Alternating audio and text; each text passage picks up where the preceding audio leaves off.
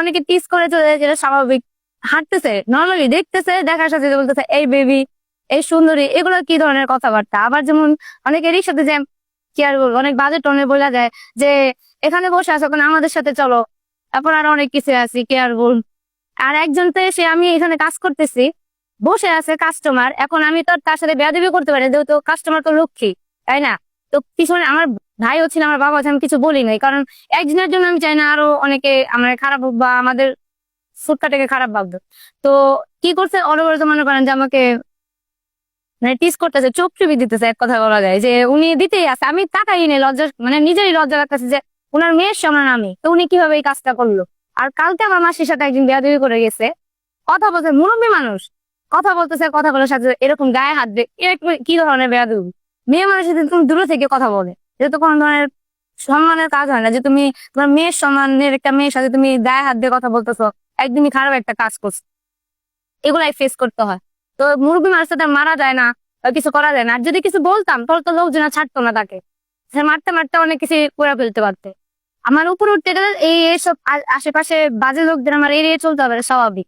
তো এরকম অনেকেই আসে, অনেকে অনেক কিছু বলে, এটা মাথায় নেওয়া যাবে না। এক কান্দে নিবো, আরেক কান্দে বের করে দিবে। চিকেন হালিম আছে, চিকেন বটি কাবাব, ওর সাথে পরোটা থাকে, তারপর চিকেন রোল, এগ রোল, রুটি, মানে সাদা রুটি বিক্রি করা হয়, পরোটা, আর যদি কেউ ডিম নিতে চায়, মানে ডিম অমলেট, এরকম ধরনের খাবার থাকে। সকালে থাকে আর হচ্ছে সন্ধ্যায়। সকালের আইটেম গুলো হচ্ছে দুধের ভাতের সাথে ভর্তা থাকবে, ওপর ডিম ভুনা, খিচুড়ির সাথে, তারপর হচ্ছে সাদা রুটি, পরোটা, আর হচ্ছে ডাল ভাজি, এগুলো থাকে। জব করার ইচ্ছা ছিল যে পার্ট টাইম যদি পড়াশোনার পাশে কিছু করতে পারি তাহলে ভালো হবে।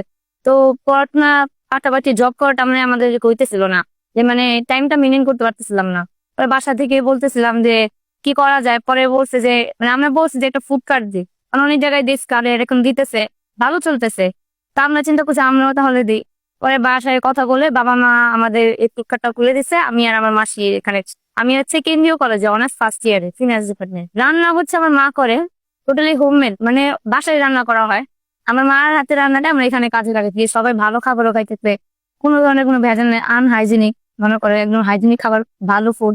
পার্ট টাইম জব দিতেও চায় না অনেকে, আমাদের টাইম মিলতেছে না, আমরা হাফ টাইম করতে চাই, তো আমাদের সাথে মিলে না।